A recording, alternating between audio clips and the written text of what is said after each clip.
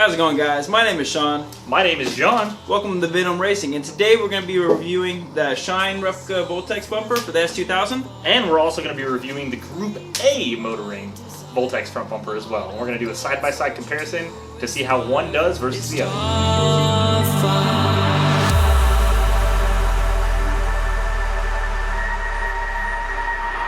It's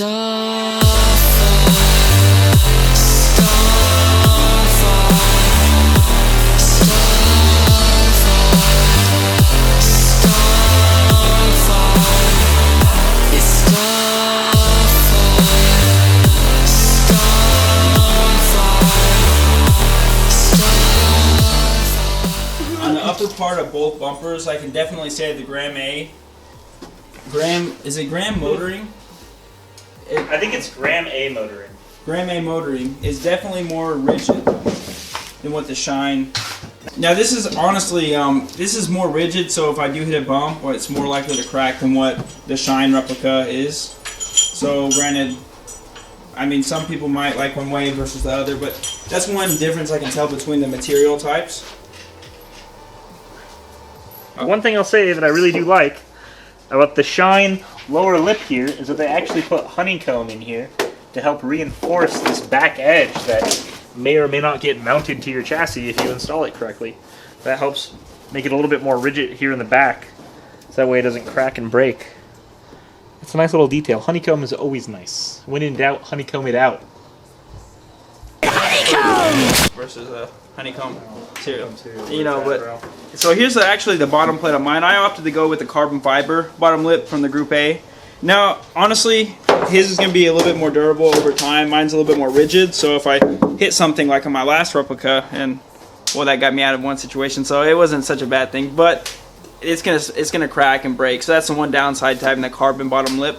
Honestly, it looks really good. It's very sturdy. I will say that on the Shine replica and the bottom lip, it seems that it is a little bit more reinforced in the bottom part. This one's a little bit more flimsy. It's from that honeycomb right there, baby. Because it doesn't have the honeycomb reinforcement. Baby. But honestly, both bottom lips, I mean, they pretty much look identical. The carbon weave on this Group A bottom lip actually looks pretty good in my opinion. I mean, you can't really, for the price, you can't beat it. Something that's going to get beat up and everything else, which is why I've never bought an authentic one, because I mean, if you pay $2,000 for a bumper and break it, that's gonna suck. So I'd rather pay $800 instead. So yeah, what he said. Stop popping. Group A Motoring Voltex rep front bumper on the car. Now it actually fit on pretty good. I had a few little issues along the headlights and whatnot, and it was rubbing up against this fender. But the thing is, these are actually Shine replica J's racing fenders, so I don't know if it's the bumper which is throwing off fitment or if it's the fender. So granted, take it with a grain of salt at this point. So the fitment actually seems really good. Like I said, the only issue I had is on this one side by the headlight, but at the same time, it's either the fender or the front bumper which is causing the issue. And granted, when you go with the aftermarket front bumper, fenders, or anything like that, you're going to have to work them a little bit to get them to get perfect fitment. Now, if we had OEM fenders on this car, it might fit a little bit better. I don't know to be able to tell you, but honestly, the bumper looks really good in my opinion. Fitment looks pretty spot on. It'll take a little bit of working and smoothing out before painting, but honestly, it doesn't look like a bad bumper. So, Group A, double thumbs up for me. Alright guys, so this is the Shine replica Voltex front bumper. We have the splitter just bolted on with 2 bolts for right now. I gotta go get the rest of the hardware. That's one thing. I don't know if they accidentally didn't give me all the nuts and bolts to put the splitter on. Sean's from Group A did come with the nuts and bolts and everything. Not for the splitter, but for the lower lip there. Mine only came with 2. I don't know if that was just an issue necessarily. Sean may have just accidentally forgotten mine, or they just don't come with them as per their policy. But here's the initial fitment. It's literally just sitting on there right now. It's not bolted in any way to the chassis. It actually fits very, very well. It'll definitely take just a little bit of work. I'm noticing around like the headlights, they're not 100% lined up or perfect. This right here is just ever so slightly touching the hood. But that's all a part of custom fitting aftermarket body pieces. Even if you go with like a Voltex front bumper, like an authentic one, you're still going to deal with issues like that because fiberglass is fiberglass, and it always takes a little bit of work to get it 100% right. But overall, I'm extremely happy with it, and I'm really glad to finally have a Voltex front bumper. And honestly, that's the same spot we were having with the Group A motoring front bumper. That's the same spot that we were having issues with as well. So especially if you're running different fenders and things like that, it's all going to take a little bit of work and massaging. They get everything perfect. And there's one thing I will say about the Shine, because I just put my Group A up there. I just kind of fit it up there and whatnot. And I could tell that the Shine was a little bit easier to fit because it is a little bit more flexible. The Group A is a little bit more rigid, so whenever you're moving it around and stuff, you'll hear it crack and things kind of creak, and it's kind of cringing a little bit. So this one was a little bit more flexible and a little bit easier to fit than I would say the Group A. So this one is a little bit easier where you can kind of massage it a little bit better. So. And one thing to note too is Shine does offer both versions. They do offer both versions, one being the standard rigid kind, one being the hybrid FRP is what they call it, the more flexible kind. So that's the whole reason why I went with the flexible kind, was because I wanted it to not necessarily be so hard that any chance of it moving or bending would cause it to crack. Because that's a lot of issues a lot of people have with fiberglass. And I will say my front fenders are more rigid than my bumper is, and my front fenders kind of did the same thing. When I was mounting them on, getting them on and bolted in and everything, you'd hear them kind of crack and creak and everything while you're mounting them. So that's one thing to keep in mind too, is when you're choosing a fiberglass fender, if they offer a hybrid, you got to decide whether or not you want that, a little bit of flexibility, or if you want it to be nice and rigid. It's really your call at the end of the day. So on final thoughts, honestly, in my opinion, I mean they're priced similar. If I would go with whichever one you can find that's in stock. Yeah. Because the problem is with Shine, they're about 16 weeks out at this time. Group A, I want to say they have a few in stock. Group A is an up-and-coming brand. Shine's been around for a little bit longer, but Group A, they're making all types of things. They actually have the Sorcery front bumper for the S2000. I believe that's the only company that makes a replica for that one. They actually have the side skirts for the Voltex side skirts, which I bought for my car as well too, which will be fitted pretty soon. And I checked the fitment on those, and they fit up pretty well. But really, Shine, I wanted Shine to be completely honest with you, but they were just so far out. I wanted a bumper, so I just went with Group A because I had it in stock. And I will say with this Shine bumper, I did wait a total of about 8 weeks. Whenever I originally reached out to them to put an order in, they did tell me it was going to be about a 6-week wait for them to make it and get it produced and everything. And then when Sean reached out to them, which was about 4 weeks after I had bought mine, they said it was now a 16-week wait. Yeah. So it really is just about whichever you think you can get first and what you're willing to wait for. Mine took about 8 weeks. I think right at about the 6-week mark, they actually did have it shipped out.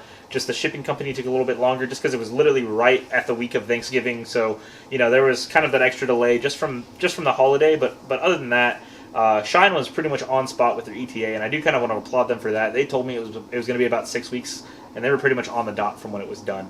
So that's another thing about Shine that I did like, is their communication and their expectations that they set, they meet every single time, it seems like. And I actually bought an amused front bumper for my S2000 before in the past from Shine, and that's why I was really impressed. I actually bought their fenders too, the ASM style front fenders, and I was really impressed with their customer service.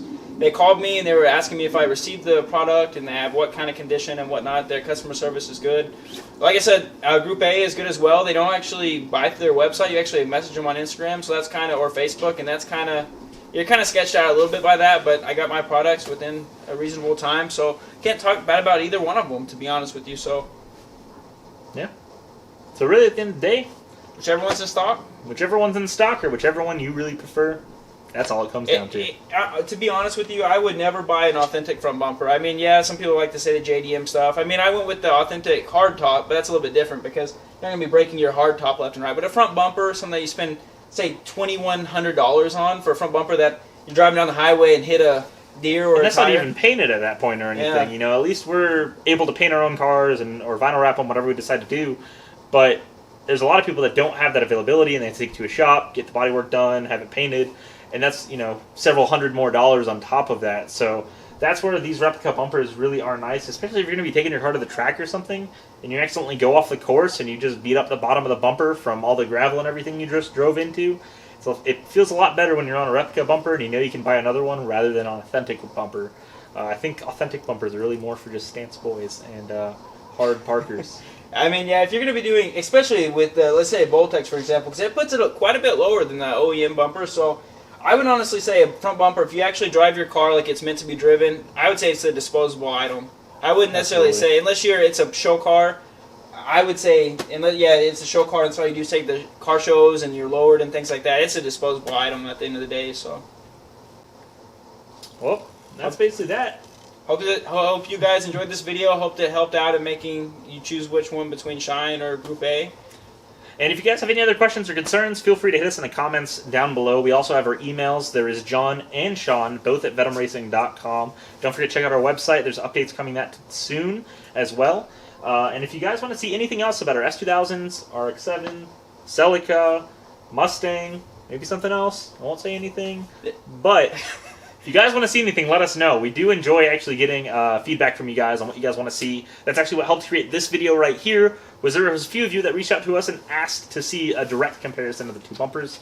So here we are. So and also too, be on the lookout. So the reason why S2000 is not here is one, it's not running at this time because we're adding a new intake to it, John. That's right. What kind of intake? I heard it was a centrifugal intake or something like that. I think Science of Speed. I think they make it intake. intake. Too much. Don't say too much, but it's a pretty fancy air intake. I will say that. Yeah. Yeah. Don't get too close; it might suck you in. All right, guys. So stay tuned for that. And John, the Celica's coming together a little bit. Yep, we got updates on the Celica coming. Actually, by the time you see this video, you'll probably see at least one video on the Celica. We're making a lot of progress on that. We're trying to get that done ASAP. I'm tired of seeing it sit and just not do anything, so I want to get it running and driving, and I want to have fun with it. I'm going to say as soon as it is done and is running and driving, we're going to be beating the hell out of it, and we're going to have a lot of fun. That's what it's for. Sounds good, guys. Well, I hope you guys enjoyed this video. Hit the like button, subscribe, and we'll see y'all in the next one. Bitches love cake.